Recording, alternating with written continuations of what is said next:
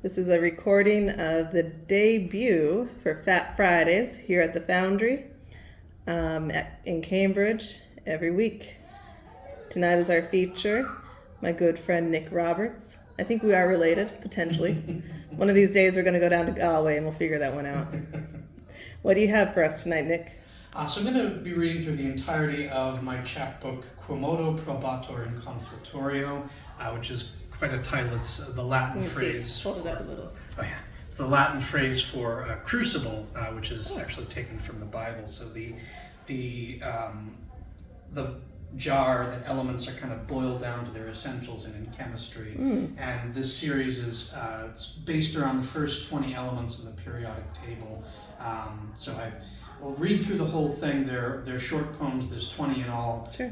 The series kind of needs to be, I think, read in its entirety to kind of get the full measure of it. You know, the whole thing. It kind of works. The poems really talk to each other, and I believe poetry is a way to kind of communicate with something outside, outside our normal reality. So this is Quomodo Probatur in Conflatorio. Okay. Hydrogen. Formerly called phlogiston, the water maker, the gas of lovers inhaling perfumes from shops in Paris or Brussels. Boyle scratched an iron filing on a painting of his father, and there found the space between wanting and keeping.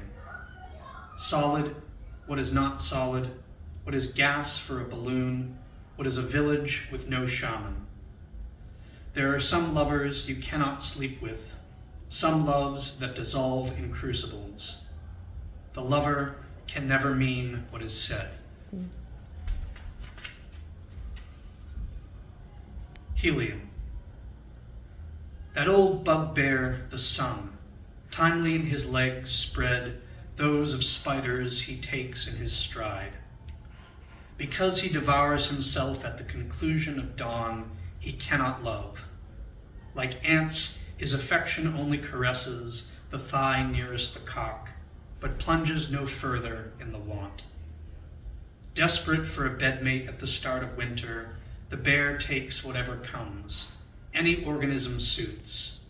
Noxious father of a gone bone, this engine runs on pure rutting.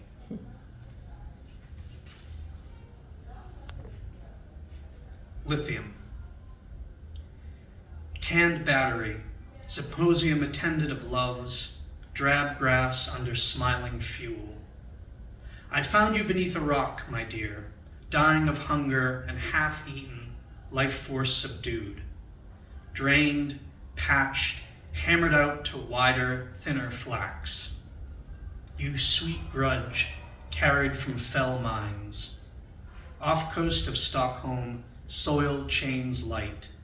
A miner soft treads beach to win this fell love. Ventricles sculpted out of invisible crust.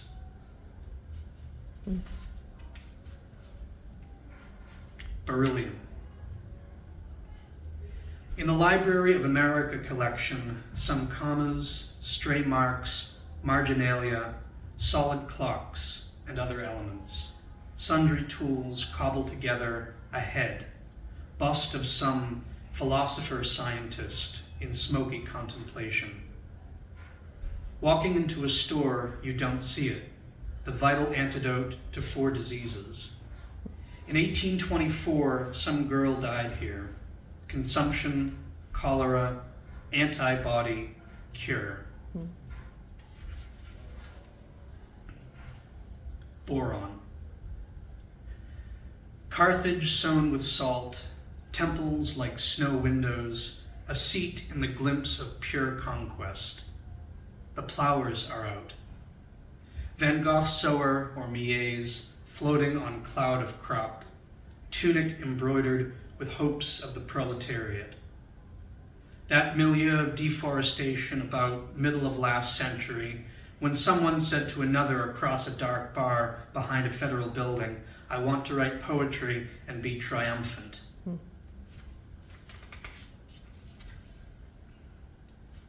Carbon. Pencil stubs trailed behind a leaf, down on the wind. Anatomists are those who understand a big kind of alchemist is the same thing. Rembrandt's divinity was expressed through symbols: tigers, tongs, minor transformations in hidden laboratories. Fancy of an artist, a sculptor, agonizing over an agon. The discus hurtled back in Hyacinthus's face. Elements, really small, can't be broken any further, yet they do expand inward. Nitrogen. Come sit by my side, Archangel, and I will put you within the larger fang of nature. Michael, with legs and silk cords nestled, a head in the crook of my neck. Acidic, the atomic aquafortis of your body. Urge, urging me into you, atom, changing color of the deep, muddy eye. The redundant penis forcing itself through, dart, and ejaculating royal water in the silk.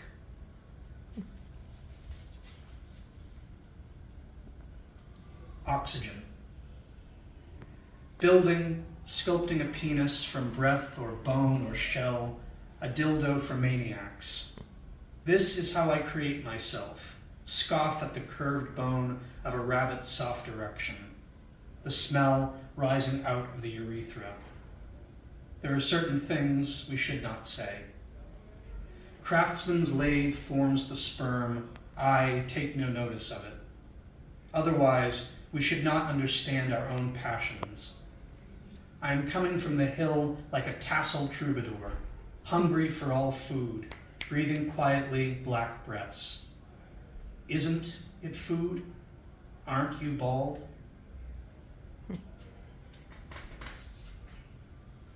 Fluorine.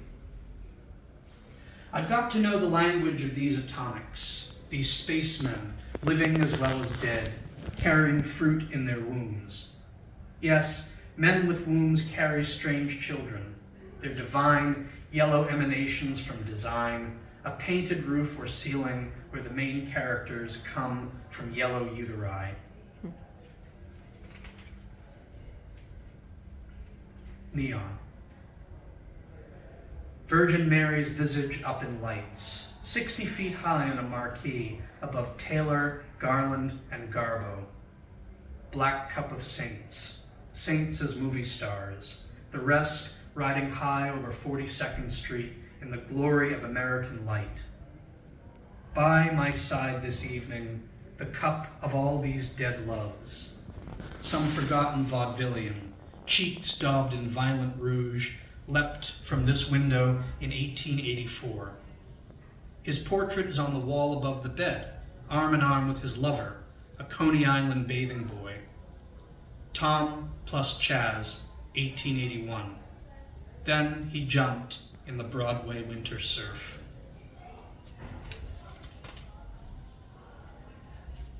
Sodium. Generative powers. The card I turn up in the old churchyard, in front of the grave where, last night, 2 teenagers fucked, not caring about Captain What's-His-Name, who died in 1821. Einstein said, we must not let science lose its imagination, that it must be, muss es sein, as kaleidoscopic as a painting. The greenery. He picked up cigarettes off the ground in Spain, emptying their crumpled flakes into his pipe. Es muss sein. His fix achieved on a Spanish sidewalk, a shopkeeper suspiciously watching from a trellised fence.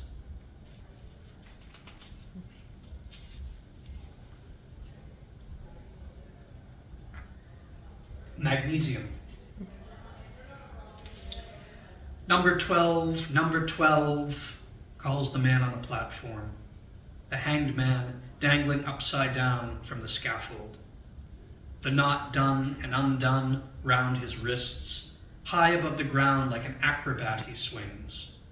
Mr. 12 looking at things as they should be, backwards, reversed through time, he placates the baying wolves.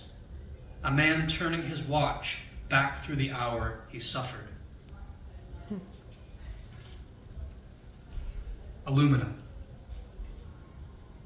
Around 2 a.m., the record needle skips its beat in flattening out, stopping at the orchestral crescendo where the rest of the players meet the voice in the middle. Nestling it and nursing it, suckling over and over as the needle sticks. A starved man seeks love before he seeks food. A wounded man overturns his life to find what caused the wound.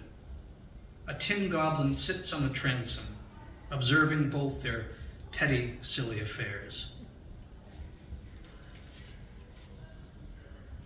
Silicon. Damp, fiery heart, the apostles disagree on the program of Pentecost. St. Peter clocked his key in Christ's now still heart, turning it to discover unopened safe of languages. Pentecost was ill-quoted by those who remembered, New Babel inscribed on a green chip. I never knew what he was like, but only heard from the commandments of others how his voice sounded, what he spoke and wore. Memory and lover encoded here.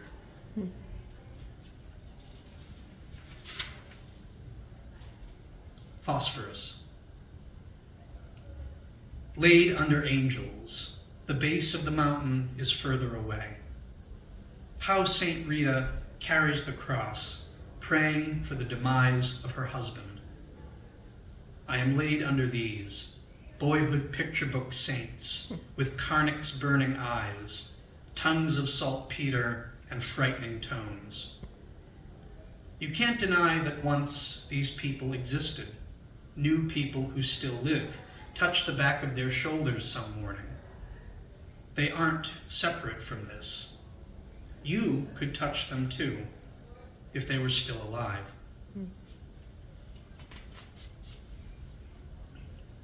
Sulfur.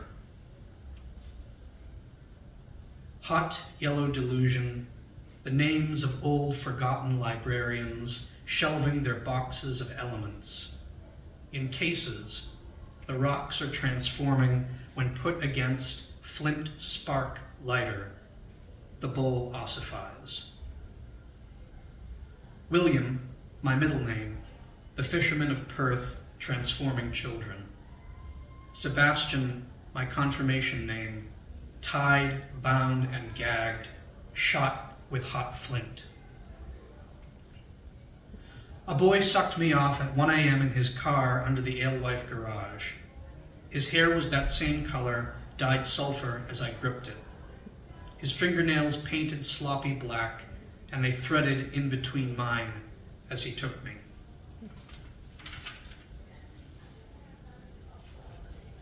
Chlorine. These people, do you remember them? Greek chemists lobbing the bottle over the trench and into no man's land.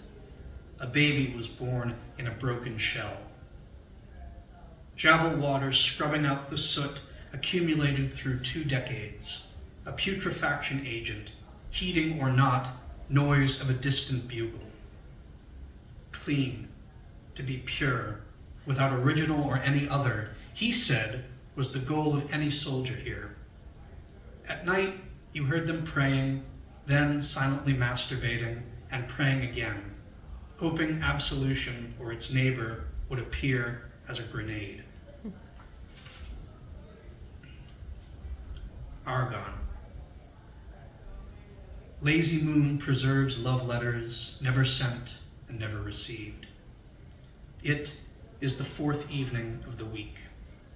We are dancing, again, in a humming room off an old cafe, where a man resumes a letter he began 70 years ago. These are the facts the gas throws into occasion.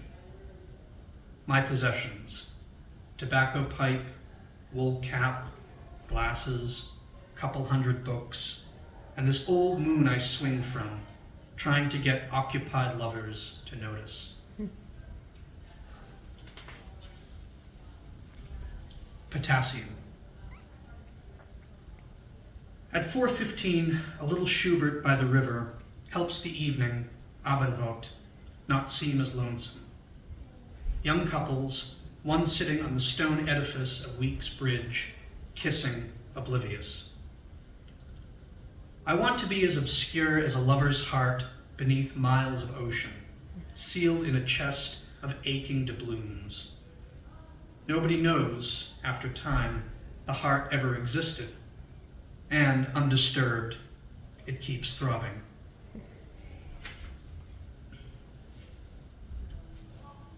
Calcium. Returning to the lover, Virgin Mary's breast, we gain the judgment of the maternal. We return to the lovers we left in parks on Sundays in May.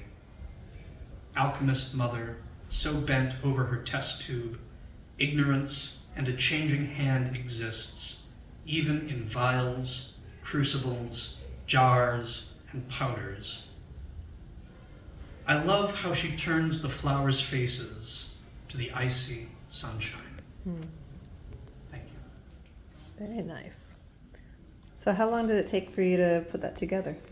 The entire book took me about a week and a half to write. Oh, wow. I kind of wrote the poems at breakneck speed. Originally written late fall of 2020, so pretty much week and a half, mid-November 2020 I wrote them. It took me a good almost 3 years to get them published. Okay. But yeah, it was kind of just written in a burst of inspiration. The voice came in, I found the poems. You found all the elements and drove them together. Yeah. So you said it took you 3 years. How did you know that you wanted to focus on this to get it published? This particular sequence, this particular series was very important to me because I wrote it when I was kind of for a sentimental reason, I guess, when I was really falling in love with my ex, who was probably to date the most significant relationship of my life, and kind of working through the process of falling in love, the process of what love is. Yeah. But yeah, this particular series was important to me for that, and I also think it was kind of a breakthrough for me in a way where I kind of didn't, I don't want to say I didn't care what I was writing, but almost like I just kind of let go of inhibitions in writing. Kind of the sexual frankness of it is something that I would never have done beforehand, and just kind of letting that go. All right. So. I liked, it's very frank, the sexual detail, but blended in with just like those elements and the natural, it doesn't seem, I guess to me, so like jarring, right? It's just like, oh, like there's one about like the penis goes in kind of, and it's just like, oh, right. That's what it does. Yeah. Like. Well, sex is a part of nature, and a lot of it is about nature as well, and just elements existing in nature. Sex is an element of nature.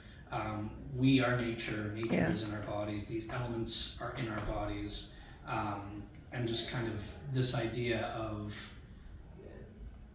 sex being this sort of natural thing, like a lighting a fire or a lightning bolt or something like that, and also sort of a mystical quality about it as well. Nice. Well, thank you, Nick. Any words of advice to anybody wanting to do this is a chapbook, or yes. Is it published? Okay, so it's published through Cathexis Northwest Press, who I believe are based out of Washington State. Oh. So as much of a proud New Englander as I am, a non-New England publisher, but they're great. They do like chapbook competitions for unknown authors. Oh, really? Okay. Unpublished authors. So that's how I got this. As far as getting a chapbook done, it's just kind of throw in, if you have a manuscript that you're really passionate about, if you have a manuscript that you feel you have put a lot into, if the poetry is something you want other people to read or you think has an audience, throw it, at the wall as many times as possible. Keep throwing it at the wall. Squeaky wheel gets the oil. Persistence is the key in a lot of ways. Just talk to people share the manuscript, share the poems, say, is this something you can see getting published? Right. And talk to people. Poetry is, I think most importantly for me, poetry is a community. It's a communal thing. It is the communion. Not to be Catholic about it, but I was raised Catholic, so that's kind of how I look at poetry in a lot of ways, is thinking of it as this communal thing. It's a communal act. We're sharing it with the world and sharing it with other poets as well. Well, in the sense of like breaking bread, right? You're breaking apart yourself and sharing it. Right. You're saying like, here, take this little piece of me that I made, whatever, last night or 10 years ago, but I want to share this with you. So I like that aspect of it being communal. That's amazing. It's communal. It's poetry is mystical. It's a way of communicating with forces, outside us, I think, as well. Yeah. A way of kind of, as Jim Morrison would say, breaking on through to the other side. Yeah. It's a way of doing that, I think. So. All right. Well, thank you. Thank I really you. appreciate you, Nick. Yeah, of course.